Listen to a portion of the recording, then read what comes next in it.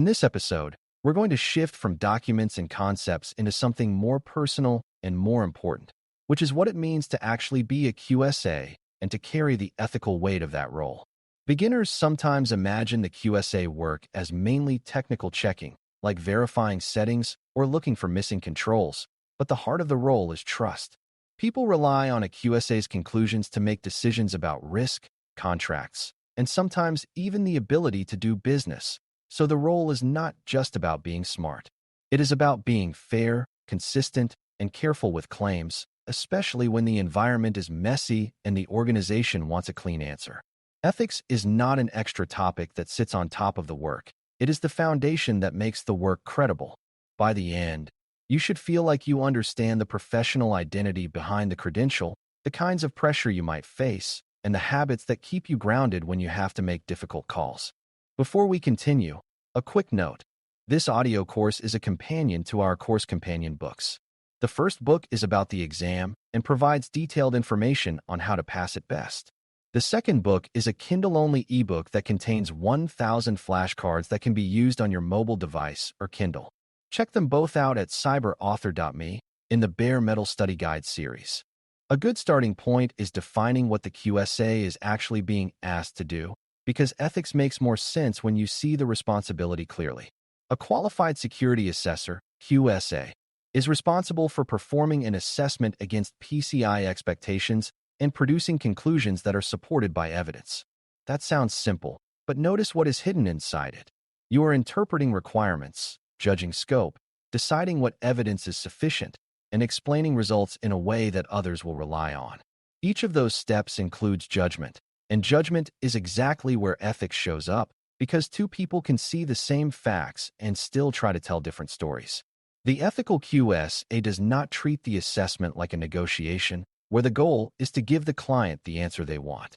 Instead, the ethical QSA treats it like a professional evaluation, where the goal is accuracy and defensibility, even when that creates discomfort.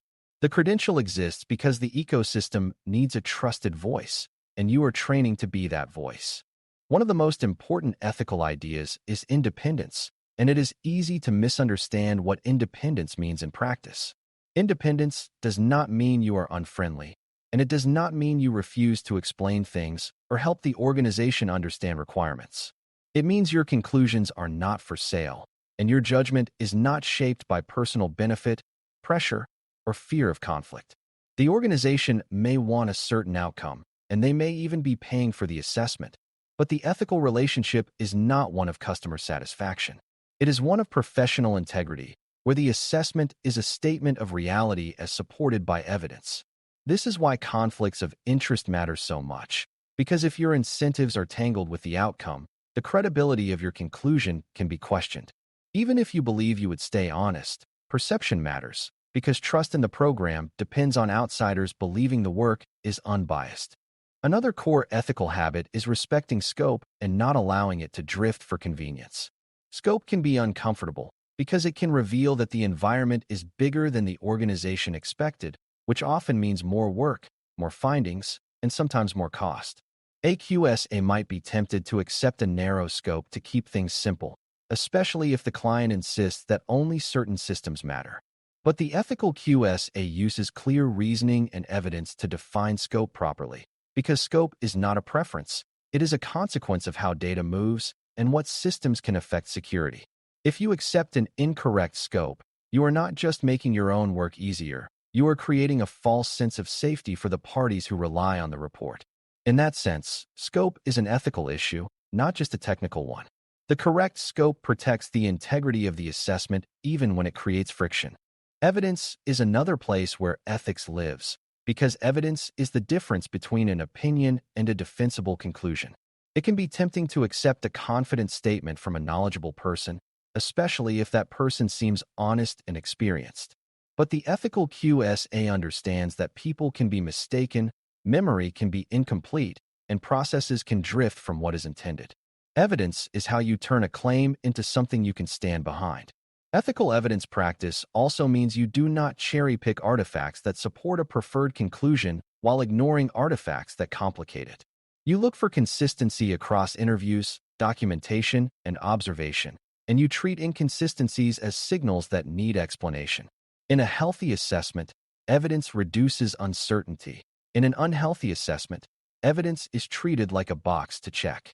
The ethical approach is to let evidence lead, even when it leads to a conclusion that is unpopular. It is also important to talk about how you communicate during an assessment, because ethical behavior is not just about what you decide, it is about how you interact. A QSA should be respectful, clear, and calm, because people under assessment pressure can become defensive or anxious. If you communicate aggressively or ambiguously, you can create unnecessary resistance, which makes it harder to gather accurate information. Ethical communication means being clear about what you need and why, without exaggeration or threats. It also means avoiding vague hints that suggest you can be convinced to change your mind if the organization argues hard enough. When you explain requirements and evidence needs, you are not negotiating, you are aligning understanding. The more transparent and consistent your communication is, the more credible your final conclusions will be, because stakeholders will feel that the process was fair. Confidentiality is another major ethical pillar, because assessments often expose sensitive information about systems, processes, and sometimes incidents. The ethical QSA treats that information as protected and shares it only with those who have a legitimate need to know. This is not just about being polite, it is about preventing harm, because careless disclosure can increase risk for the organization. Confidentiality also connects to professional trust, because organizations will not be open and honest if they fear their information will be mishandled. When confidentiality is handled well, it supports better evidence gathering, which supports better conclusions. When confidentiality is handled poorly, it damages the entire ecosystem because it discourages transparency. Ethical practice requires you to treat data, documentation, and findings with seriousness and discipline, even when it feels routine. Another ethical challenge is dealing with partial compliance and gray areas, because real environments rarely fit perfectly into clean categories. You may find controls that exist but are inconsistently applied, or processes that work in practice but are not documented well. In those situations, the ethical QSA does not inflate success and does not inflate failure either. The goal is to describe reality clearly and align conclusions to what the requirements expect, based on evidence. This requires professional courage, because it is easier to take an extreme position that avoids nuance. But nuance is often what makes an assessment accurate, and accuracy is what makes it ethical. When you describe a control as effective, you should be able to explain why the evidence supports that. When you describe a control as insufficient, you should be able to explain what is missing and how that affects risk and requirement intent. Pressure is a reality in this work, and it can come from many directions, not just from the organization being assessed. There may be schedule pressure, budget pressure, leadership pressure, or pressure created by the fact that payment operations are tied to business survival. A QSA might feel tempted to cut corners, accept weak evidence, or phrase conclusions vaguely to avoid conflict. Ethical practice means recognizing those pressures as normal and planning for them rather than pretending they will not happen. One way to plan is by having consistent methods, like clear evidence standards and consistent scoping logic, so you are not reinventing decisions under stress. Another way is by documenting your reasoning as you go, because documentation helps you stay honest with yourself. Pressure tries to make you shortcut thinking, and ethical habits are what keep you steady. The QSA role also carries an ethical obligation to competence, which means you have to know what you are doing and you have to be honest about the limits of your knowledge. Beginners sometimes assume ethics is only about not lying, but competence is part of integrity because incompetent conclusions can cause harm even if intentions were good. Competence means continuing to learn, staying current with how standards are applied, and using careful reasoning when you encounter something unfamiliar. It also means knowing when to ask for clarification or to consult appropriate references rather than guessing. The ethical QSA does not bluff, because bluffing turns uncertainty into false certainty, and false certainty is dangerous in an assessment. Instead, they approach uncertainty with discipline and transparency, ensuring that conclusions remain tied to verifiable facts. This is one reason the certification process exists, because it signals a baseline of competence that the ecosystem can trust. Another subtle ethical issue is how you treat the organization's people, because assessments can create a sense of being judged. If you treat individuals as the problem, you can create fear and resistance, which leads to less accurate information. Ethical practice focuses on systems and processes, not on personal blame. That does not mean ignoring accountability.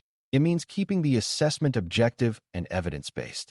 When you ask questions, you should be curious, not accusatory. And when you find gaps, you should describe them in a way that supports improvement rather than humiliation. This matters because the quality of evidence often depends on cooperation, and cooperation depends on trust. An ethical approach creates an environment where people feel safe sharing the truth. That truth is what allows you to make accurate conclusions, which is the whole point. As you prepare for the exam, it helps to remember that ethics is not tested as a separate moral philosophy topic, but as a practical posture embedded in scenarios and answer choices. You will often see options that reflect shortcuts, assumptions, or outcome-driven thinking, and those options are usually incorrect because they violate the spirit of the role. The correct options often reflect careful verification, respect for scope, and clear documentation. When you are unsure, asking yourself which option you could defend to a skeptical reviewer is a powerful ethical filter. If an answer depends on trust without evidence, it is weaker. If an answer avoids a hard conclusion even when evidence is available, it is also weaker. The exam is rewarding the mindset that protects trust in the ecosystem. Learning to recognize that mindset is both an exam tactic and a professional identity choice. To finish, embracing the QSA role means accepting that your work is about trust, and trust depends on ethics that are lived, not just stated. Independence keeps your judgment clean, correct scope keeps your assessment honest, and evidence discipline keeps your conclusions defensible. Clear communication, confidentiality, and respect for people keep the process fair and effective, which improves the quality of what you can verify. Pressure and gray areas are normal, and ethical habits are what help you navigate them without drifting into convenience or fear. Competence is part of integrity because accuracy requires skill, and the role demands that you keep learning and avoid bluffing. When you live these ethics, you do more than pass an exam. You become the kind of professional the credential is meant to represent. That identity will support everything else you learn because it gives your decisions a stable foundation. Thanks for listening. For more audio courses, daily newsletters, and more, please visit BareMetalCyber.com.